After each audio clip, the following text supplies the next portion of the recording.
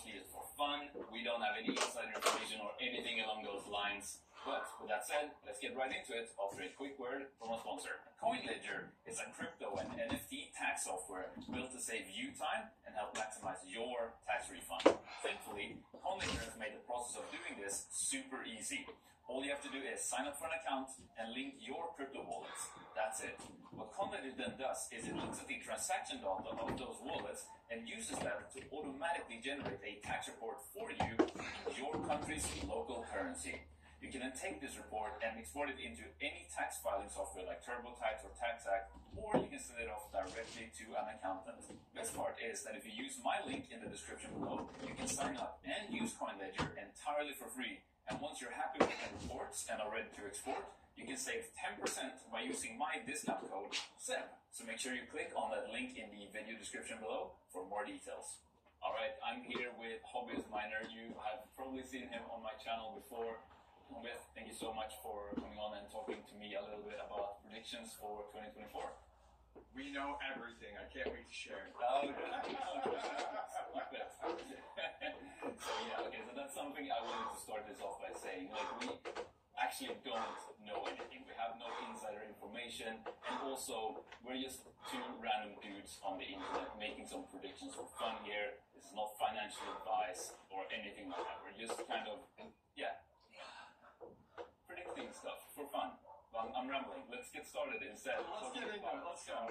Yeah, some hardware predictions for 2024, and I'm going to start us off with what I think, and that is that I think mostly what we'll see in terms of hardware is new altcoin miners, specifically ASICs from Bitmain. Ice River probably has something else coming, and maybe other manufacturers as well. But I think with like how Bitmain throughout like the second half of 2023 was kind of like an Monero ASIC and a the Z15 ASIC, the Equihash ASIC, and they're kind of just like going ham on all these different altcoin ASICs, right? And I think that will probably keep going. And what coins we will see new ASICs for is probably going to be dictated just by what coins are going to be the most profitable. Like, where is there the most money to be made for companies like Bitmain and Ice River? So it's also most likely going to be coins that have algorithms that are more suitable for ASIC miners. Coins like Radiant, Lithium. I think you have kind of a bit of some thoughts there, don't you? Yeah, definitely. I mean, I think it'll be really interesting. I mean, Bitmain really does steer the ship at the end of the day. Like, and I think we can all agree with that. And, we do have to remember, too, that, like, it takes time for them to put these units out. So it's like if a coin pops today, the ASIC's not here tomorrow. But what happens is Bitmain actually has enough influence in the scene that, like, they drop rumors of a certain unit coming out, and all of a sudden people start mining it and trading it a lot, thinking of that. So what comes to mind is like 100% here, but I heard a rumor that like people will be coming out with a lithium miner, and I think that is phenomenal. Like, awesome, another altcoin. It's also GPU mineable, but it's a double-edged sword. It's like, how's that going to affect lithium for us GPU miners? Yeah, no, 100%. And if that's a positive or a negative, it completely depends on your perspective on those things. Moving on though, because we have a lot of things to go through here, is like Bitcoin ASIC, and I think, because we just got this like new generation of Bitcoin miners announced, released. We would like to see a slight performance bump, but I would say that would probably be more towards the end of 2024 in that case, rather than anything coming within like the first half. What do you think? Yeah, I agree 100%. I mean, we've got a lot of ASICs launched in anticipation of the happening coming up in somewhere around April. The S19K Pro, the M60s, the S21s, all of these units have been kind of published and put out there, and some of them have released, some of them haven't yet, in anticipation for that happening. So I think these will hold us over till then, but I absolutely believe that house miners Bitmain will have a little bit beefier units coming out on the last half of the year. Yeah, no, for sure. And speaking of kind of like incremental upgrades, I'm kind of of two minds, but I don't think we're gonna see anything significant happen with Caspa miners. It's just because I feel like Bitmain's kind of gone all out using, at least I think so, their 3nm chip in their K3, and seeing as like the wind miner kind of on par in terms of efficiency. Like this, I think if anything, we'll probably see price cuts on the miners rather than new miners coming out with better efficiency or higher performance. I don't know if you think differently there in terms of Caspa. Yeah, Caspa's kind of tough. It's kind of been a dip a little bit here around that 10-cent mark. We did see a little bit of a pump the other day of it coming up. I think that Caspa hype has dried up a little bit. I mean, it's been consistent profit. I mean, my KS2, I love it. My KS0 Pros, they're making me some money. I really do appreciate it. I think you're right when you talk about a little bit with Bitmain and like their progress.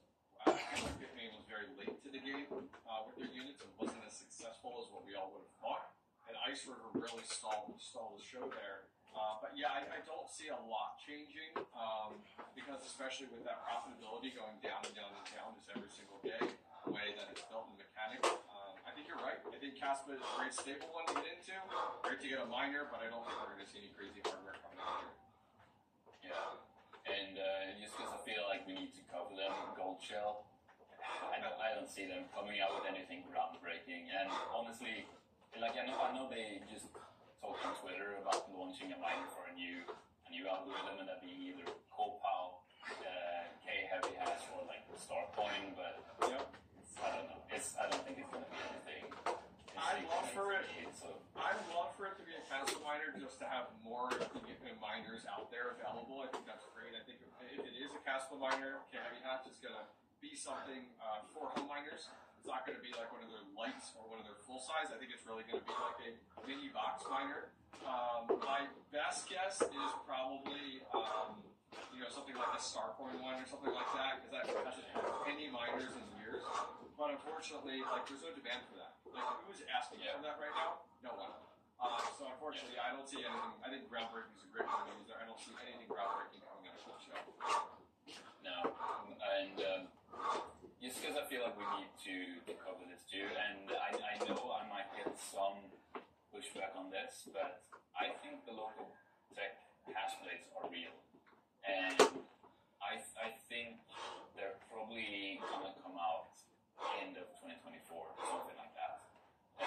Now, full transparency, I did go to their office and talk to them. I know you also talked in person with them. Yeah, I'm not gonna say for certain either way. All of you need to like make up your own minds on what you think about them.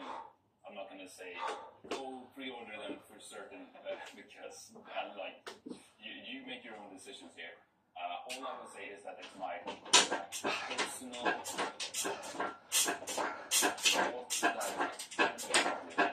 I think here. That is my prediction. It's not right. Yeah, I know that there was discussion chatting with them that they'll be shipping some of these early alpha models to content creators and stuff like that. So like if you're considering a pre-order, wait until these content creators get them and can show them off, can run them for reliability and performance and such, and then make your decision on a pre-order or get it afterwards, if you're super interested in that regard. Yeah, I mean, I'm still struggling with the price of the local tech hash blades. I think it's still a little high for home miners like myself, but we'll kind of have to see where things end up by the end of the year. Yeah, 100% agree with everything you said. I think let's leave that behind us and move on to software, because this is something I'm very excited to talk about. So we're talking about like mining software, like LOL miner, Rigel miner, whatever, like what's coming. And I think, the main thing is we're gonna see slight performance increases on most algos. Most likely, we're gonna see new algorithms introduced as new coins pop up. I think my main prediction for 2024 is that I think Fish Hash Iron Fish's new algo, I think that's going to be a bigger deal than what most people think right now. Well, I don't know what other people think about it, but I think it's going to be a big deal, and I think that might surprise a lot of people, because not only do I think it might bring a good bit of profitability with them kicking off all these hypothetical FPGAs that they think are on the network, and that's going to bring a lot of money back into the GPU mining ecosystem. With the way Fish Hash is kind of developed by Lollypeep, the developer behind LowMiner, is that it's kind of along the same lines of Ergo's algorithm, also Lycos, or EThash, which means it's very suitable for dual and triple mining, but on that memory intensive side of things, which is always kind of like, so far, the memory side of like dual mining has kind of always been, well, it's EThash or Ergo. And EThash, well, that's not an option really, because that's all ASICs. And then Ergo, because it's like on all the dual and triple mining combinations, it's like spread so thin.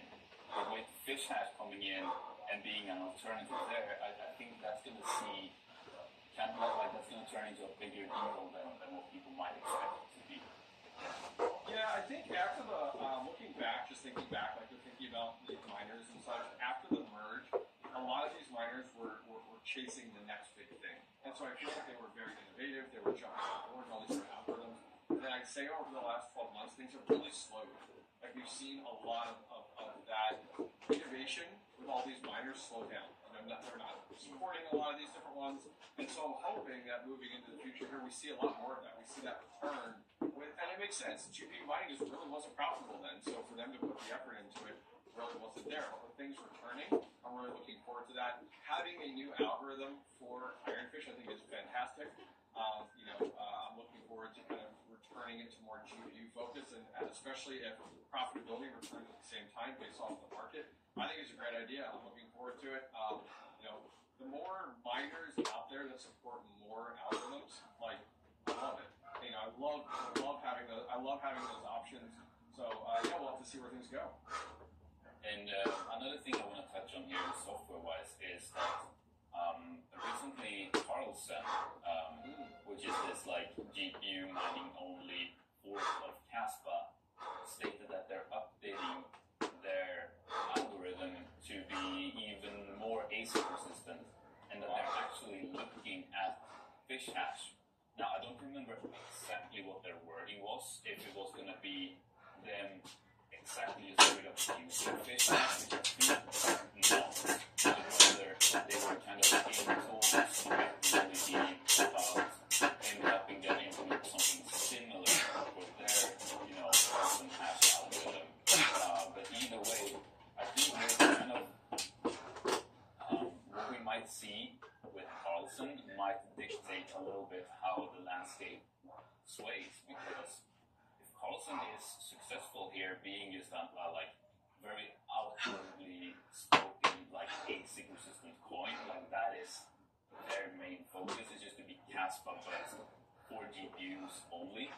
If that's successful, we might see a lot more coins kind of leaning into GPU mining, which is going to be good for all of us GPU miners, because then that means more coins come into this ecosystem, and that brings in more money for all of us, basically. Yeah, as long as these projects continue to look at use case, because I think that's the point of it. Like, we as GPU miners could be thrilled to see something completely ASIC resistant and mining it and earning a lot of yield. But if on the flip side, these projects aren't pushing to find real world use for these projects, for the use of buying of that coin versus us selling it as miners. So I think that's something that we really need to keep in mind as we move forward into 2024. Yeah, no, 100%. And I think finally, let's move on to talk a little bit about our predictions for profitability in 2024. And again, no financial advice. We don't know anything. Like, we can't tell the future about what the market will do. But I think my sort of prediction, and that is just looking historically at like 4-year cycle and how that will play out this coming year. I think we're going to see, what we've seen these past couple of months or so with profitability kind of coming back and then being steady, maybe slowly moving upwards. I think we will see this kind of slow, steady increase in profitability throughout the year. Of course, that is probably going to bring in more people to turn their rigs on again, which is going to up the net cash rate for most points and then bring down profitability. But I think slowly we will see an increase in profitability overall, and I think there will be the occasional dips here and there, obviously, as well as pumps. And I think profitability might see a bit of a more aggressive upturn towards the end of 2024. Because, I think if you're looking historically, that's kind of where the real part of the bull market is predicted to start again. Yeah, no, I agree with you. I think that this next 12 months, I think are going to be this weird time period for miners. We're kind of that land between a true bear market and that bull market really hitting. I think most people are saying 2025. There's lots of things that are occurring then. The halving actually adds a lot of uncertainty. We all want to say hey, Bitcoin's going to go through the roof, so all other coins, maybe all other coins will follow. We really have to see. It's definitely a tough one there. We also have this lingering ETF that could get approval within the U.S., which would be massive for more money coming in, which introduces a lot of things. I do agree with you that I think we're going to have this little burst of profitability and bubbles. A great example, the other day with Cadena, the amount of hash rate that came on board with Cadena, all of a sudden seeing this quick up, miners and hardware are sitting by, just waiting. Cadena started to do well, and the hash rate went through the roof, came out of nowhere. All these people are still sitting on the Cadena miners, just waiting to use them. Same example the other day with Bells with script mining. All these, L7s and mini Doge miners that people just held on to through the whole bear market. And all along, I know I did, during this time period to make a little extra money, but the amount of money that was there, nice hash with Bells, that was insane. It was insane to see some of this hardware make several dollars. My L7 was $65 a day at the very start of that, and it was just nuts to see those sorts of numbers. Haven't seen those numbers in forever. So I do think that it's going to be a roller coaster, I think, for the next 12 months until we get but I think everything's going to be moving in an upward direction. Yeah, and I absolutely agree with you with these very significant pumps. I think that's something we're going to probably see more of, both for kind of basic but also GPUs. All those concepts of recently, in super early on Charleston or Python, we were mining crazy amounts for the first couple of days, and with how frequent those kinds of pumps have been recently, I think we're going to see more of that happening. So if you're wanting to make a good amount of money, it's probably a good bet to really keep your ear on the pulse of the whole mining landscape. Check out coins as they come out and really try to be agile in a way with what you can point your miners to and be able to swap everything over quickly to new coins if possible. Yeah, I think last thing I'll say there is just staying in the know is going to be really important over the next 12 months. So keeping up with these little pumps and things like that, and for me, I didn't jump on Carlson right away. Huge mistake. Now, granted, you can't jump on every new coin instantly. You can't be mining everything, and I get it. But look for these trends. You start to see little buzziness on Twitter or among YouTubers or among your your communities. Jump, even if it's one rig, just put it on it, because that was a great example. Carson was a great example. Caspa was a great example of just getting in early, ended up being super profitable for these people, and then taking your profits and move on. Obviously, thank you so much for coming on and sharing your predictions with me. And I actually have some questions for the viewers. But first, there's a quick word from our sponsor. Coin Mining Central is an online store for ASIC miners, and there's no doubt that right now, ASIC mining is by far looking like the most profitable type of mining. And the miners that I'm personally most interested in right now would probably be the Bitmain L7 and E9 Pro, as well as the Gasminer X16Q.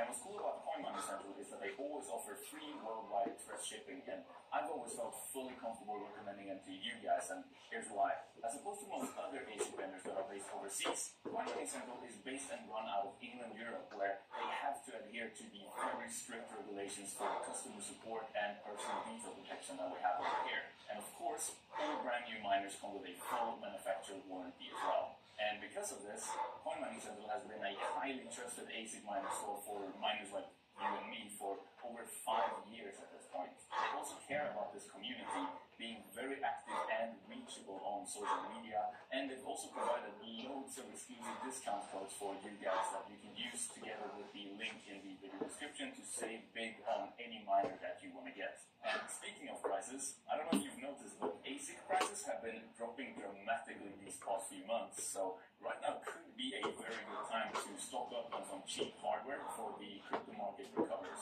especially considering you get the already competitive pricing that Coin Mining Central has, plus the free worldwide shipping, plus the exclusive discount codes that I mentioned. So go check that out today. I'll have all of those discount codes and the exclusive link for you down in the video description. Right, so you've heard us ramble on about our predictions now, but I'm actually really genuinely curious what you guys think will happen to mining in 2024. So please leave your predictions down in the comments. I'd love to read what you guys think, and I'm probably going to be responding to a lot of your comments because I think this is very fun. I think predictions are fun, but just keep that in mind. They are just for fun. But that's it, so please subscribe for more mining videos. I'll put some other videos over there that you can watch next. So yeah, I'll see you there.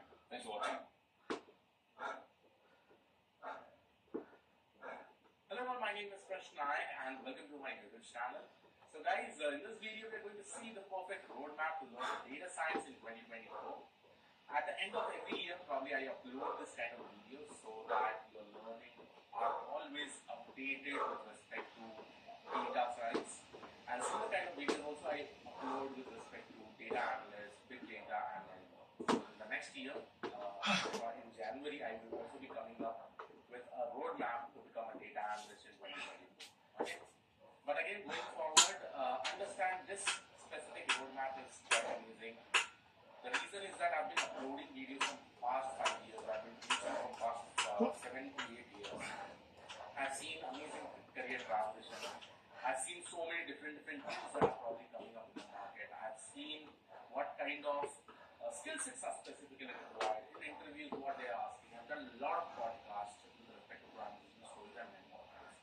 So considering all those things, I've created this amazing roadmap. And this roadmap has all the handwritten notes, it has all the projects, it has all the videos in videos format, everything you'll be able to access it. And trust me, the videos that I am probably going to provide you, that is uploaded in the form of playlist, has helped people to successfully crack jobs with respect to data science. So definitely this is my overall effort of the past 4 to 5 years. And this year, 2023, I was quite interested in creating a lot of end-to-end projects with MLOps, and generative AI is one of them. Now, if you go ahead and see my playlist, I've created around 10 to 15 projects on generative AI, using LangChain, using OpenAI, using Google Gemini, and many more. And that, in 2024, I'm going to continue that. I'm going to focus on 2 different things, one is generative AI and one is MLOps, right? So let's go ahead, and without wasting of any time, let's go ahead and see this. I will keep the like target of this particular video to 2,000. Please make sure that you quickly do that. Hit like, put some kind of comments, and share with all your friends, because this entire roadmap has all the free content that you specifically require. Everything is available over here. Okay? So let's go ahead and let's see the roadmap. So first thing, work of a data scientist. As you all know, the life cycle of a data science project has been almost same from past 4 to 5 years. But as we go ahead with respect to step by step, there are some amazing tools that have actually come. I'll be talking about all those tools. It's a very big roadmap altogether. See, the reason it has become big because I've given multiple links, multiple videos types, multiple documentation types. If you're not able to understand from documentation, I've given you videos. So if you probably scroll They are around so many different projects. Like this project will be sufficient. I've created more than 50 plus projects, but I've selected somewhere around 10 projects which you can probably use it and do any kind of projects, right? And there, in that specific project, I've added analog tools, I've added multiple things. Trust me guys, in no other YouTube channel you will be able to find it. I'll give you that guarantee that at least this many number of projects, end-to-end projects with deployments will not be available. Okay? So, to go ahead with, we'll first of all understand. Initially, when we have a data science project, we go to the next step, which is called as requirement gathering. In requirement gathering, domain experts and product owners, along with business analysts, they discuss a lot of things. They create a specific, they create a lot of stories at each iteration, at each sprint. How many stories needs to be completed. Based on that, they will be deciding the program, and they will be deciding the team size. And all this requirement will be sent to the data analyst or data science team. Then again, the data science and data analyst team will be discussing with the product owner. Because we need to understand what does the data scientist do as usual. Along with this product owner and expertise, they have a lot of discussion. And then they try to find out for this specific use case where they have to probably take the data from. So they will be dependent on internal databases, they will be dependent on third-party cloud APIs, they will be dependent on some third-party paid APIs itself, right, for the data itself. And once they identify it, then by creating pipeline with the help of big data engineering, and all this data is efficiently stored in a specific databases. It can be MongoDB, it can be different databases, Hadoop database, it can be, it depends on the use case and scenarios that you are specifically using. Now, once these big data engineers, they have created that pipeline, at the end of the day, all those data will be now sent to the data science team. And that is where the life cycle of a data science project begins, right? The first step is feature engineering, second step is feature selection, third step is model creation, hyperparameter tuning, the fourth step is model deployment. And here, a lot of MLOps is used, right? And that is the reason why I'm telling you MLOps. MLOps, this year, next year, probably, see, because of OpenAI, right, because of this LLM models, now the most important thing is that how you can create a project efficiently with the help of MLOps tools. Right, so here Dockerization, CI/CD pipeline, all those concepts, and then we finally do the deployment, and finally at the end of the day we also do model monitoring, right, and we also look for retraining opportunities. Now in feature engineering, if you want to know more about it, we specifically do exploratory data analysis, handling missing values, handling outliers, categorical encoding, normalization, standardization, correlation, forward elimination, backward elimination, univariate selection, random forest importance, and all that, right? See guys, if you probably go ahead, right, this roadmap looks quite good, but understand I've created multiple playlists, both in English and Hindi language, right? So if you are interested in learning in Hindi, you can go ahead with, if you are interested in learning in English, you can go ahead. There's still many videos that I really need to upload in Hindi also, so that will be my target also in 2024, okay? So first thing first, what is the prerequisite that is probably required, or what is the first skill set that is actually required to learn data science? One is programming language. And again, I always suggest, from past 3 years I'm suggesting, go ahead with Python programming language, because Python programming language is improving extensively. Extensively means there's so many libraries, there's so many things that are coming up. Any companies that are even coming up with the LLM models or any feature, first of all, they make sure that it is compatible to Python. Because the community is used, many companies are using it, many companies are supporting for this specific development. And Python is very easy to use, okay? So, again, in this time, when ChatGPT is there, when videos formats are there, so many things are there. I've already created a detailed playlist, both in English and Hindi. You can probably see over here, right? So this is basically in English, and this is in Hindi, right? I've created a detailed playlist. You can definitely follow this, and you can learn Python within 1 month. Why I'm saying 1 month? You are devoting 2 to 3 months every day. Sorry, 2 to 3 hours every day. Then it will be very much easier. And again, to see more and more examples, you have to use ChatGPT. Okay? Try to use ChatGPT or Google Bard. Try to ask more different examples over there. Many people say that, Krish, we don't know like what kind of examples will be coming up, how to practice those. Go and ask ChatGPT. It will give you hundreds of examples. Now your learning process has become very simple, right? All you need to be is becoming smart at practicing more and more with the right kind of questions over there, right? So with respect to this Python, I've actually created 3 playlists. One is Python playlist in English, Hindi, and to support this, I've also created a Flask framework playlist. Okay. What is the final goal of outcome with respect to Python? Here you can see basic to intermediate Python with various knowledge of various data structures like NumPy, Panda, Matplotlib, and many more. Knowledge of performing EDA, feature engineering, and creating visualization chart using Python. At least make some Python projects using frameworks such as Flask with deployment. When I say end-to-end Python project, I'm talking about deployments, I'm talking about this. So that this becomes very much easy when you go to the next step. Again, at the end of the day, you want to become a data scientist, right? So that is the reason why I'm telling you this. Okay, then the next thing is statistics. Statistics, as usual, is quite amazing. Okay, statistics is the most important thing in data science. Whether you're working in machine learning, whether probably you're working in NLP, anything where you work in, right? Statistics can play a very important role. And for this also, I've created some amazing sessions. There are 3 amazing playlists, even in English, Hindi, everything is there, right? There are around 43 videos in English. There are 20 to 22 videos in Hindi. And still, I need to complete more videos I'll try to upload as videos. But this is the fundamental thing that is basically required. Statistics, because of statistics, you'll be able to understand how you can use this amazing tool. See, maths, machine learning is what? Machine learning actually provides you stats tools to analyze the data, to visualize the data, to do future prediction, to probably create model and many more things. So statistics can be amazing. See, and all this are created with amazing links. All the materials are available. Just imagine, you just need to learn, right? And I'll give you a technique like what you should definitely do with respect to learning. So here you can probably see English video, live session of statistics. I've created 7 days live session which completes the entire statistics. You can learn in this way. And in Hindi also, I've created around 20 videos. That also you can probably find out. And everything is present over here. You can follow any one of them according to your comfortability, right?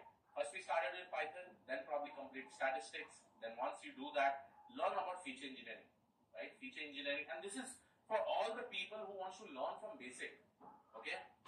Who wants to learn from basic. It's not like I'm telling you that you always need to start it from here. If you know all these things, and I think people who are following me in my YouTube channel, they should be knowing at least this much, because this is what I've been uploading for the past 3 to 4 years, right?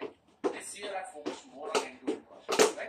Here is the feature engineering, both in live playlist and complete detailed EDA. You can also watch this. The final outcome will be that techniques to perform statistical analysis. More I'll be talking about internship, many more things, jobs, everything I'll be talking about as we go.